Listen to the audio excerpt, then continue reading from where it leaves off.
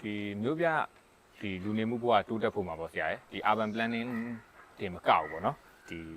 urban design ကလည်းအရေးကြီးတယ်ပေါ့ဆရာအဲ့တော့ဒီမြန်မာမှာဒီမှာကျတော့ဆရာ urban design နဲ့ပတ်သက်ပြီးတော့ကျတော့အကုန်လုံးကဒီတိတ်ပြီးတော့သိတဲ့အပိုင်းမှာအားနေတယ်ပေါ့ဆရာအဲ့တော့အဲ့ဒီအပေါ်မှာဆရာအမြင်လေးနဲ့ဒီ urban design နဲ့ urban planning နဲ့ဟိုချက်ချက်လေးဆရာတစ်ချက်ပြောပြပါအောင်ဆရာ urban planning ဆိုတာကတော့တမျိုးလုံးတိုင်းတာနဲ့တမျိုးလုံးကိုခြုံကြည့်တာပေါ့ ဟုတ်ကဲ့ပါဗျာ ဆိုတော့ဥပမာအခုရန်ကုန်မြို့ရဲ့အဓိကပြဿနာတွေထဲမှာဆိုတော့နေ့တိုင်းလူတွေကြုံတွေ့နေရတယ်ဘတ်စကားကြက်တယ်ပေါ့နော်ဒါမှမဟုတ်လည်းပဲကားကြက်တယ်ပေါ့နော်ဒါကလူတိုင်းလူကြုံနေရတယ်နေ့တိုင်းအလုံးလုံးတဲ့လူတိုင်းပေါ့နော်ကြုံနေရတဲ့ပြဿနာပေါ့နော်ဆိုတော့အဲ့ဒီပြဿနာကဒီမြို့ပြစီမံကိန်းကို urban planning ကိုသိရင်ကင်ရင်ချက်ချင်းကြီးရော့မသွားတော့မှဖြည်းဖြည်းရော့သွားနိုင်တယ်ဒါမှမဟုတ်လည်းပဲနည်းနည်းထိမ့်ပေးနိုင်တာပေါ့နော်ဥပမာပြဿနာဘာဖြစ်နေလဲဆိုတော့မသာဆရာတို့အမျိုးမျိုးသောဆောင်းပါးတွေရောစီရင်ခံစာတွေရောရေးခဲ့ပြီးပါပြီဆိုတော့ဥပမာဆိုကြပါစို့ဆရာတို့မြို့ထဲရှိတယ်ပေါ့မြို့ထဲကမြို့ထဲလို့ခေါ်တဲ့9မြို့နယ်10မြို့နယ်ပေါ့နော်ဆိုအဲ့ဒါကတစ်မြို့လုံးရဲ့ 3% လောက်ပဲရှိတယ်နောက်တစ်ခါသူနဲ့တွဲပြီးတော့သူနဲ့ကပ်ရက်ကဟိုဘက်ကဒီဟိုဗဟန်းပေါ့ဟိုဘက်ကကြီးမနိုင်ပေါ့เนาะဒီဘက်ကမင်္ဂလာတောင်ညွန့်ပေါ့เนาะဆိုတော့အဲ့ဒါတွေကမြို့ထဲမဟုတ်တော့ဘဲနဲ့အပြင်ရောက်သွားပြီပဇွန်တောင်တို့ပေါ့เนาะဆိုတော့အဲ့ဒီနေရာတွေပေါင်းလိုက်လို့ရှိရင်ရန်ကုန်မြို့မှာရှိတဲ့လူ40%လောက်ကအဲ့ဒီကိုနေ့တိုင်းလာလှုပ်ကြတယ်ဟုတ်အဲ့ဒါပြဿနာပဲဆိုတော့တကယ်ကဒါကတင်းလျော်တဲ့ကိစ္စမဟုတ်ဘူးအဲ့ဒါကြောင့်မလို့မနေ့ဆိုလို့ရှိရင်ကြည့်မယ်ဆိုလို့ရှိရင်ကားတွေကိုပဲကြည့်ဘတ်စကားတွေကိုပဲကြည့်ဒီမြို့ထဲကိုလာတဲ့ကားတွေကအပြည့်နေတယ်အများကြီးဖြစ်နေတယ်နော်ဆိုတော့ပြန်ထွက်တယ်လည်းအများကြီးဖြစ်နေဆိုတော့ဒါကိုဖြည့်ရှင်းဖို့ကဖြစ်နိုင်လို့ရှိရင်မြို့တဲလိုဟာမျိုးနော်အပြင်နေမှာလိုက်ပြီးတော့ဖြန့်ပေးရမယ်နော်ဆိုတော့အဲ့လိုတကယ်ကို infrastructure လည်းပေးမယ်နေရာလည်းပဲကြေပေးမယ်ခင်ဗျားတို့ဒီလိုလာခဲ့ဒီမှာ shopping center ကြီးတွေ shopping mall ကြီးတွေလုပ်ပေးမယ်ဟိုတယ်ကြီးတွေပါညာဆောက်အဲ့အတွက်မြေပေးမယ်မြေကိုခင်ဗျားတို့တိုင်ရန်တန်ချင်းနဲ့ပြန်ပေးကြပါတော့ဆိုတော့အဲ့လိုဖြန့်ပေးလိုက်လို့ရှိရင်အထူးသဖြင့်ကတော့ဆရာတို့အဆိုပြုထားတဲ့ဒီရန်ကုန်မြို့ကိုပတ်လေ ring road ပေါ့နော်အဲ့ဒါရှိသင့်တယ်ပေါ့နော်အဲ့ဒီ ring road နဲ့မနီမွေးတွေမှာအဲ့ဒီလို secondary city center လို့ခေါ်တာပေါ့နော်အဲ့ဒါမျိုးလေးတွေကိုဖြန့်ပေးတဲ့အဲ့ဒါဆိုလို့ရှိရင်နေ့စဉ်ဒီကိုပဲစုပြုံတိုးကြတယ်ညနေ9နာရီ6နာရီဆိုရင်ဒီကနေပဲစုပြုံပြန်ထွက်ကြတယ်ပေါ့ဆိုတော့အဲ့ဒီပြဿနာကဖြေရှင်းသွားလိမ့်မယ်ဆိုတော့အဲ့ဒါကိုဆရာတို့ကဒီအကြမ်းအဖြစ်ပြောလို့ရှိရင်တော့ urban planning ပေါ့နော်ဆိုတော့ဒါတွေမကဘူးပြဿနာကဘာကြီးလဲဆိုတော့ကျောင်းတွေကိုပဲကြည့်ကျောင်းတွေကလည်းပဲတော်တော်များကျောင်းတွေကအဲ့ဒီစောစောဆရာပြောတဲ့ဒီမြို့တဲနဲ့ဝင်းကျင်မြင်းဒီကုန်းစမ်းချောင်းကြီးမနိုင်ပေါ့နော်ဒီမင်္ဂလာတောင်ညွန့်ဗဟန်းပေါ့အဲ့လောက်ကမာရွတ်ပေါ့နော်အဲ့နားလောက်ထိပဲကျောင်းတွေကစုပြုံပြီးတော့ဟိုဘက်ဒဂုံမြို့သစ်တို့ဒဂုံတောင်တို့ဒဂုံမြောက်တို့ဟိုရွှေပြည်သာတို့မှာဆိုရင်ကျောင်းတွေကအင်မတန်ကိုနည်းနေတာပေါ့နော်ဆိုအဲ့ဒီဟာကိုကျောင်းကိစ္စရောဆေးရုံဆေးပေးကနေကိစ္စရော shopping center တွေရောဟိုဒါကိုဖြန့်ပေးသင့်တယ်ဖြန့်တာဒါ urban planning ဒါ urban planning ပိုင်းပေါ့နော်ဟုတ်ပြီဟုတ် urban design လေးပိုင်းကိုဆရာဆက်ပြောပြပါအောင်ဆရာ urban design ကတော့စောစောတုန်းကတကယ်ကအဲ့ urban design နဲ့တွဲနေတဲ့ zoning plan ပေါ့နော်အဲ့ဒါရှိလို့ရှိရင်တော်လေးအချင်းပြေသွားလိမ့်မယ်ဟုတ်ကဲ့ပါနော်အခုပြမဆိုတော့နော်ဆရာတို့အခုဆရာစံလန်းနဲ့ဟိုဟာနဲ့တောက်မှာကဘာကြီးဖျားလန်းနဲ့တောက်မှာ high-rise အကြီးတဲနေတယ်နော်ဒါကဟိုတုန်းကလူငယ်တဲ့9နှစ်10နှစ်လောက်ကတည်းကသူတို့စပြီးအဆိုပြုခဲ့တာအဆိုပြုခဲ့ပေမဲ့ကန့်ကွက်ဒီစီပင်ကလည်းပဲကန့်ကွက်တာရှိခဲ့တယ်။နောက်ပိုင်းကျတဲ့အခါကျတော့ဘယ်လိုဖြစ်သွားတယ်မသိဘူးခွင့်ပြုချက်ရသွားတယ်။ဆိုတော့အဲ့ဒါကဘာဖြစ်လို့ဖြစ်ရလဲဆိုတော့တကယ်တိတိကျကျ zoning plan မရှိလို့ပဲ။ zoning plan သာရှိမယ်ဆိုရင်ဒီမှာကြည့်ဒါ zoning plan ဒီ zoning plan ကကျွန်တော်တို့ဖတ်ထားစရာလည်းမလိုဘူး လျှို့ဝှက်ထားကြလည်းမလို့လူတိုင်းလာကြည့်လို့ရတယ်ခင်ဗျားတို့ဒီနေရာကိုကိုယ့်အကူမြေဝယ်ခဲ့တာဒါမှမဟုတ်ကိုယ့်အကူစီစဉ်ခဲ့တာဒီ zoning plan အရာကဘလောက်ပဲဆောက်ခွင့်ရှိတယ်အမြင့် flow area index ကဘလောက်ပဲရှိရမယ် setback distance ကဘလောက်ပဲရှိရမယ်ဆိုတာပါပြီးသားကိုခင်ဗျားတို့ပုံအရာကဒါကြီးကအဲ့ဒါတွေကြော်နေပါတယ်ဆိုပြီးတော့ပြောလိုက်လို့ရှိရင်အလိုလိုပြတ်ရှင်းပါမယ်နော်အဲ့တော့အရေးကြီးတာကအဲ့ zoning plan ကိုရှိကြဖို့လုပ်ကြဖို့ရယ်ပြီးလို့ရှိရင်ဒါကိုလည်းပဲအသိမှတ်ပြုကြဖို့ရယ်အဲ့ဒါအရေးကြီးတာပဲ အခါကျလို့ရှိရင်ဒီ urban design ကိစ္စအလိုလိုဖြည့်ရှင်းသွားမယ် urban design ကိစ္စဖြည့်ရှင်းသွားမယ်နော်အဲ့တော့ urban design ဆိုတော့အဲ့ဒါကဘာပဲသူလုပ်ဖို့ကြံတော့မဆိုရင်ဥပမာဆိုတော့ဧက20 30ပေါ့နော်ဆိုအဲ့နားလောက်မှာပဲသူဝင်ပြီးတော့သူလုပ်တော့ဖြစ်သွားမှာပေါ့နော်ဟုတ်ကဲ့ပါဆရာဆရာစက်မေးရမယ်ဆိုတော့ခုနကဆရာ zoning နဲ့တော့ zoning plan zoning ပေါ့နော် zoning ခွဲထားတယ်တော့ဆက်တယ်ပေါ့ဒီ MNBC ပေါ့မြန်မာ National Building Code ရှိတယ်အဲ့ဒီမှာကဒီ construction standard တွေပေါ့အဲ့ဒါကကြတော့ဆရာဒီကျွန်တော်တို့ရန်ကုန်မြို့ရဲ့ big environment ကို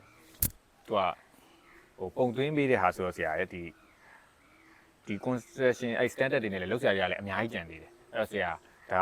အဲ့ဒီပုံမှာပေါ့နော်ဆရာအနေနဲ့ဘယ်လိုမြင်လဲပေါ့ဘာတွေကစပြီးတော့ပြောင်းလဲသင့်နေပြီလဲပေါ့ဟုတ်အဲ့ဒါလေးဆရာပြောပြပါဦး ဒီစောစောပြောတဲ့ဟိုမြန်မာဆို National Building Code ပေါ့နော်အဲ့ဒါလေးပဲ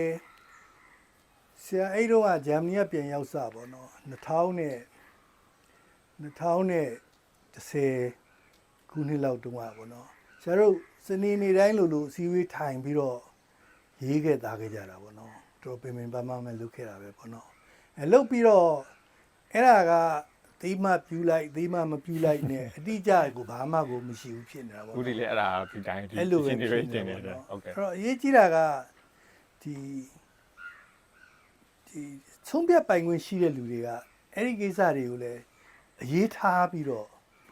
ကင်တဲ့လှုပ်တဲ့တယ်လို့မြင်တယ်လေဟုတ်ကဲ့အဲ့ဒါကခက်တာဥပမာဟိုပြီးခဲ့တဲ့အစိုးရလက်ထက်တုန်းကပေါ့နော်ဆောက်လုပ်ဝင်ကြီးပေါ့နော်ဆရာတင်ငယ်ချင်းပဲနော်သူ့လက်ထက်တုန်းကဒါတွေကိုကင်မယ်လုပ်မယ်လို့ယူဆတာပဲဒါမှလည်းမဖြစ်သွားဘူးပေါ့နော်ဆိုတော့နောက်တစ်ခါပြဿနာတွေကဘာတွေရှိလာလဲဆိုတော့architect ပေါ့နော်ဆရာတို့ architect ကतू ကဟန်ကြတယ်ပေါ့ तू လက်မှတ်ထိုးလိုက်လို့ရှိရင်ဒါမှမဟုတ်လည်းပဲ तू ကပဲပတ်စံရနေတယ်ပေါ့နော်အဲ့တော့ကျန်တဲ့ civil engineer တို့ဘာလို့ကပတ်စံမရဘူးပေါ့မရတဲ့ခါကျတော့ architecture ကိုတို့ဝင်ပြီးတော့လုပ်မယ်ပေါ့ဆိုပြီးတော့အဲ့ဒီလိုလှုပ်ရှားမှုတခုလည်းရှိလိုက်သေးတယ်ဟုတ်ကဲ့2015 16လောက်မှာထင်တယ်ဟုတ်ကဲ့နော်အဲ့ဒီ16လောက်လာတော့ကတခါရှိလိုက်သေးတယ်နော်ဆိုတော့အဲ့ဒါကိုအဲ့တုန်းကဆိုရင်ဆရာတို့ဒီပြည်သူ့ကောင်စီဥပဒေဆိုတာလည်းပေါ်ပြီးသားကိုပဲဒါကိုဖျက်ပြီးတော့ဟိုဘက်ကနေပြီးတော့ဒါသူတို့လည်းပဲလုတ်ပိုင်ခွင့်ရှိတယ်ပေါ့ဆိုပြီးတော့တခါပေါ်လိုက်သေးတယ်ဆိုတော့အဲ့ဒါကဟိုဆရာဦးဆန်းဦးတို့ဘာလို့ဆိုရင်အရန်စိတ်ဆိုးတာပေါ့နော်အဲ့ဒီကိစ္စသူတို့ခံပြီးတိုက်တာပေါ့နော်ဟုတ်ကဲ့ဆိုတော့နောက်တစ်ခါအဲ့ဒါတိုက်ရင်ခိုင်ရင်နဲ့အခုတော့ဘယ်လိုဖြစ်သွားလဲဆရာလည်းမသိဘူးအခုတခါအဲ့ဒီကအစိုးရတွေအပြောင်းလဲဖြစ်သွားပြန်ရောပေါ့နော်ဆိုတော့ဟိုတုန်းကတော့ဆရာဦးဆန်းဦးက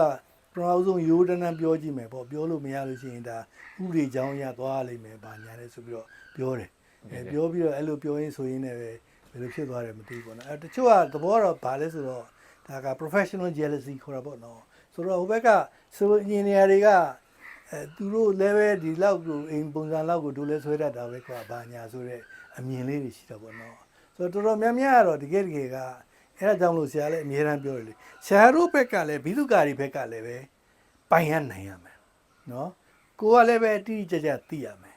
နော်သိမှသာလျှင်ထိုလူတွေကလည်းပဲကျွန်တော်တို့ profession ကိုမဝင်နိုင်အောင်လို့တားနိုင်မယ်ဆိုအဲ့ဒါပဲလေနော်ဒါဟိုတစ်ခေါက်ကဆရာပြောခဲ့ပြီးပါပြီဟုတ်ကဲ့ဆရာဒီမြန်မာ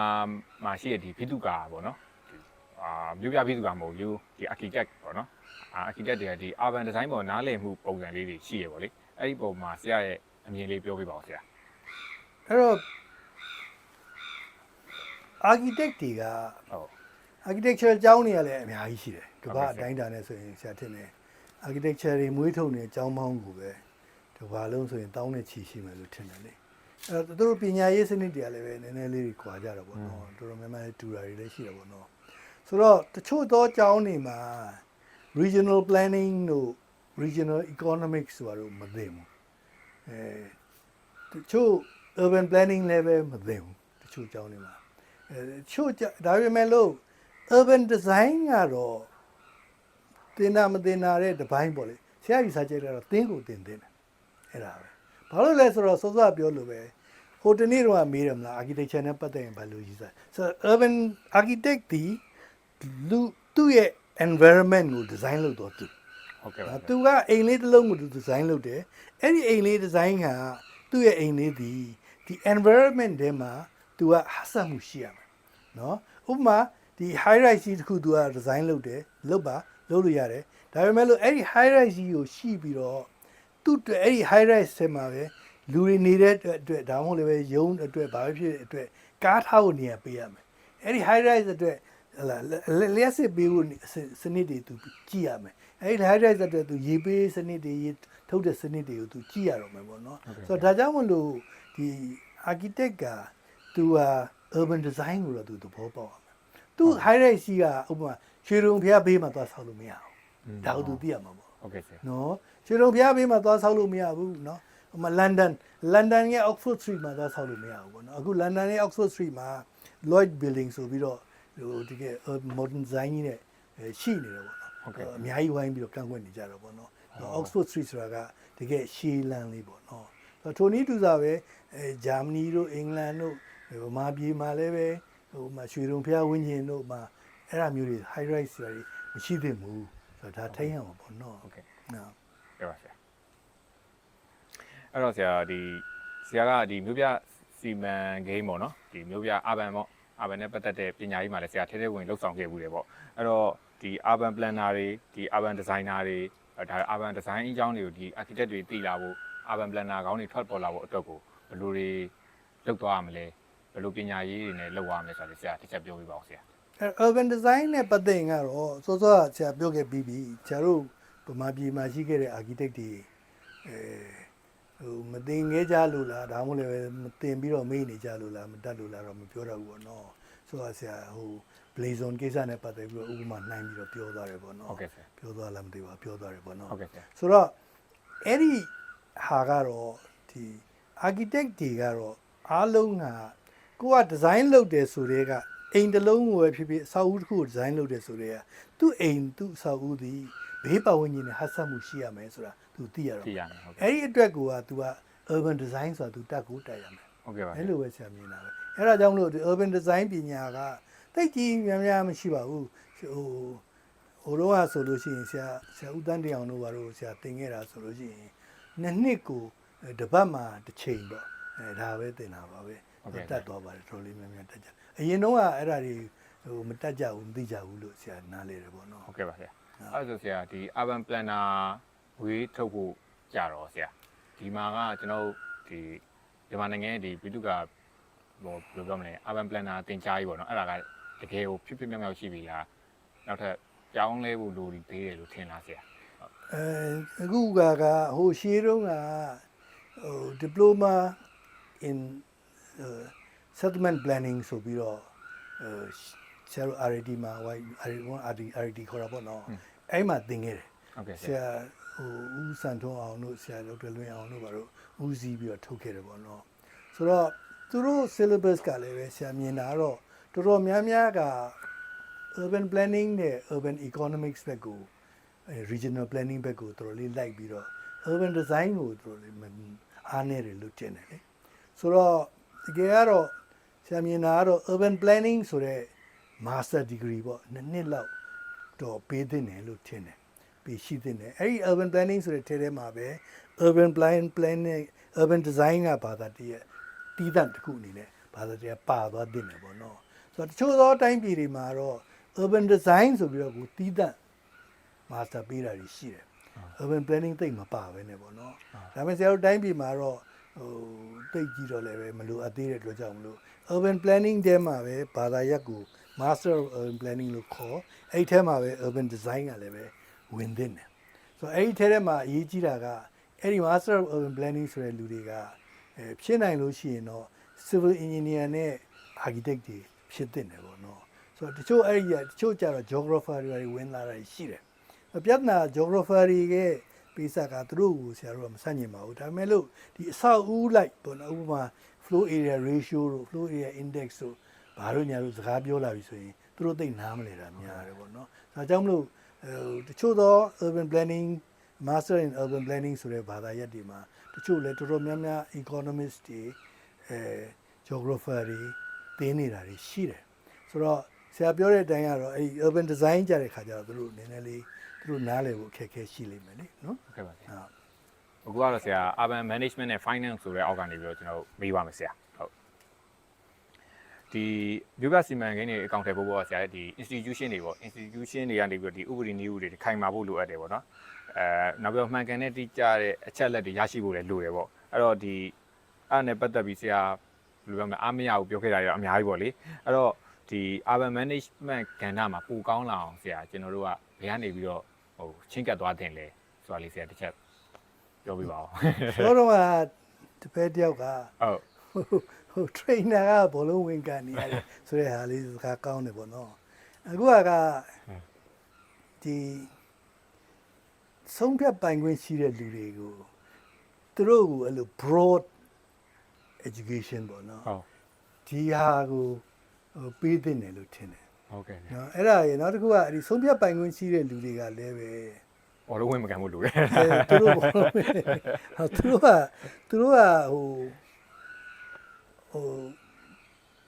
ိုကိုပါတီပေါ့နော်ဒါမှမဟုတ်ကိုခေါင်းဆောင်ခိုင်းတဲ့အတိုင်းပေါ့ဒါမှမဟုတ်လည်းပဲကိုပါတီကောင်းစားရေးပေါ့နော်ဒါမှမဟုတ်လည်းကိုကောင်းစားရေးပေါ့ကိုနာမည်ရရေးပေါ့နော်ဟုတ်ကဲ့အဲ့ဒါကိုဦးစားမပေးဘဲနဲ့နော်ဒီကိုပတ်ဝန်းကျင်ကိုတိုင်းပြည်ကိုဦးစားပေးဖို့လိုအပ်နေတာပေါ့နော်ဆိုတော့အဲ့ဒါအရေးကြီးတယ်လို့ဆရာမြင်တယ်လေတော်တော်များများကဆရာတို့တိုင်းပြည်ရဲ့အခြေအနေရတော့ဟိုတုန်းကတွေကဆရာတို့ကတပါတီစနစ်ပေါ့နော်ဒါမှလည်းတူဦးတွေအာဏာရှင်စနစ်ကနေအကျင့်ပါလာတာဟုတ်အဓိကကအဲ့ဒီစနစ်ကအဓိကကဘာလဲဆိုတော့ तू ကငါအထက်ကငါ့ကိုဘာခိုင်းတယ်လဲပေါ့ငါခိုင်းတဲ့ဟာငါလုပ်ရမှာပေါ့ဟုတ်အဲ့ဒီဟာပေါ့နော်အဲ့ဒီကနေပြီးတော့တခါဆရာဟိုကြုံခဲ့တဲ့ဟိုမှာ2016ခုနောက်ပိုင်းလောက်ကြတော့ငါအထက်ကလူငါဘယ်လို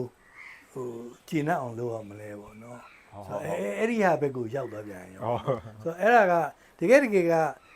ဆိုကြပါစို့ဒီဦးသိန်းစိန်2012ခုနှစ်ပေါ့နော်အဲ့ဒီလက်ထက်လောက်ကစပြီးတော့တကယ်တော့ဒီမိုကရေစီဘက်ကိုသွားတော့မယ်ပေါ့နော်အဲ့လိုငါအထက်ကဟိုပြောတဲ့အတိုင်းကလှုပ်ရှားမလို့တော့ဘူးဆိုတဲ့သဘောမျိုးဟိုဖြစ်သွားပြီမဲ့လို့အဲ့ဒီရဲ့ဟိုဘက်ကအကျွင်းကြံတွေကလိုက်နေတာပေါ့လိုက်တော့ငါဘယ်လိုလုပ်ပြီးတော့တခါတည်းငါအထက်ကလူငါကြိုက်အောင်ဘယ်လိုလုပ်အောင်ဖတ်ဆုံးပြန်ရောက်သွားတာပေါ့အဲ့ဒီဘက်ကိုရောက်သွားတာမဟုတ်အဲ့ဒီရဲ့အကျင့်ပဲလို့ဆက်ပါသွားတယ်ဆက်ပါသွားတယ်လို့ပဲယူဆရလေနော်ဒါကြောင့်မလို့ဆရာအခုဆက်ပြောရမလားဒါမှမဟုတ်ဟိုတစ်ခါလည်းနည်းနည်းပြောပြီးလာတော့မသိဘူးလေရန်ကုန်မြို့နဲ့ပတ်သက်ပြီးလို့ရှိရင်နော်တော်ကိုမှားတဲ့ကိစ္စပေါ့နော်ဒီရန်ကုန်မြို့ကြီးကိုဟိုဘက်ကတိုးချက်မယ်ဆိုတဲ့ကိစ္စကတော်ကိုမှားပါတယ်ဆိုတော့ဆရာတို့ပညာရှင်ရှုထောင့်နဲ့ဆရာတင်ပြပြောခဲ့တယ်ပေါ့နော်ဟုတ်ကဲ့ဆရာအဲ့တော့ဆရာဒီမြို့ပြစီမံကိန်းဒီမှာလေပေါ့နော်ဒီ budget ကဏ္ဍကကြတော့တော်တော်အရေးပါတယ်ပေါ့နော်ဒီ budget ကိုဘယ်လိုပြောမလဲ leasing လုပ်တယ်ပေါ့နော်အဲ့တော့ဆရာကျွန်တော်တွေးမိတယ်တော့ကျွန်တော်ဖွဲ့တွေးပြီးတော့ကတော့ဒီဟာနဲ့ပတ်သက်ပြီးတော့အများဆုံးပြောလို့မရှိဘူးပေါ့အဲ့တော့ဒီ urban financing နဲ့ပတ်သက်လို့ပေါ့ urban budget ပေါ့အဲ့ဒါနဲ့ပတ်သက်ပြီးဆရာတစ်ချက်ဆွေးနွေးပြပါအောင်ဆရာအခုရန်ကုန်မြို့ရဲ့အခြေအနေအရကတော့စီပင်ကသူရတဲ့ပိုက်ဆံကသူသုံးတဲ့ပိုက်ဆံနဲ့အတူတူလောက်ရှိနေတယ်ဟုတ်ဆရာအဲ့ဒါကစီပင်ကသူကပေါ့သူတို့အချင်းပြချစားမှုလျှော့လိုက်လို့ရှိရင်အပူငွေအများကြီးထွက်လာကြတဲ့အကြောင်းရှိတယ်သို့တော့ရန်ကုန်မြို့အတိုင်းတခြားမြို့တွေကတော့ဖြစ်မှာမဟုတ်ဘူးဆိုတော့နည်းနည်းလေးဘိုးအစိုးရပဲဖြစ်ဖြစ်တိုင်းဒေသကြီးအစိုးရပဲဖြစ်ဖြစ်ကတော့ဒီမြို့ဒီမှာဝင်ပြီးတော့သူတို့ရင်းနှီးဖို့လိုအပ်နေတယ်သူသဖြင့်ကတော့စောစောကဆရာတို့ပြောခဲ့တဲ့အတိုင်းပေါ့မြို့တွေကလူကြီးလက်ခံရတော့လက်မခံလို့မရဘူးဟိုဘက်ကကျေးလက်ဒေသတွေလူတွေကဝင်လာကြတယ်သူတို့ကိုအလုပ်ပေးရတော့မှာအဲ့တော့သူတို့အလုပ်ရဖို့အရေးကကျွန်တော် infrastructure ရှိရတော့မှာ အဲ့ဒီ infrastructure ရှိအောင်လို့ဆိုပြီးတော့သူတို့ဒီအကောင့်တွေပေါ်ရတော့မှာပေါ့နော် ဟုတ်ကဲ့ ဟိုဆရာအဲ့ဒီဟိုလုံးကဥသိမ်းစိန်လက်ထက်တုန်းကဆရာကိုဖိတ်လို့ဆိုပြီးတော့ကရင်ပြည်နယ်အစိုးရကဖိတ်လို့ဆိုပြီးတော့ဆရာသွားခဲ့ဘူးတယ် ဟုတ်ကဲ့ နောက်တစ်ခါချင်းပြည်နယ်အစိုးရဖိတ်လို့ဆိုသွားခဲ့ဘူးတယ်ဆိုတော့အဲ့ဒီတုန်းကဆိုလို့ရှိရင်ကရင်ပြည်နယ်အစိုးရဆိုရင်ဆရာတို့အစိုးရပြောသလိုပဲအဲ့ဒီတုန်းကသူတို့မြင်တော့စက်မှုမြေခွက်တွေပဲသူတို့ဖော်ထားတယ်ဖအံဘေးနားမှာ ဟုတ်ကဲ့ ဟိုကတော်တော်များများတချို့ဖားနေမကဘူးလိုင်းပွဲတို့ဘာလို့မှသူတို့ဖော်ထားတာတွေရှိတယ်အဲသို့တော့အဲ့ဒီသူတို့အကြံလဲသူတို့ကောင်းပါတယ်သူတို့ကဗမာပြည်ကလူတွေကထိုင်းနိုင်ငံကိုသွားအလုပ်လုပ်ကြတယ် ဟုတ် အဲ့တော့သူတို့ထိုင်းနိုင်ငံကမှာပြဿနာတွေတက်ကြတယ်ပေါ့နှိမ်ခံရတာတို့ဘာလို့ညာတို့ပေါ့အဲ့တော့တကယ်လို့သာထိုင်းနိုင်ငံကစက်ရုံလျုံကြီးဒီမှာလာတင်မယ်ဆိုရင်သူတို့ဒီရလူတွေကဟိုဘက်သွားကြမလို့ပဲဒီမှာပဲအလုပ်လုပ်ကြရင်ပြဿနာလည်းမပေါ်တော့ဘူးပေါ့နော်ဆိုပြီးတော့အဲ့ဒီလိုအမြင်နဲ့အဲ့ဒီ2012ခုနှစ်13ခုနှစ်လောက်တုန်းကအစိုးရကအဲ့ဒီဖအာမှာသူတို့ရေးဆွဲထားတာရှိတယ်တော်တော်များများသူတို့လှုပ်ထားတယ်ကောင်းပါတယ်တော်တော်များများအဲ့ဒီစက်မှုဇုံတွေတည်တယ်မွေးမြူရေးဇုံတွေလှုပ်ထားတယ်အခုလည်းတနေ့ကတော့မှ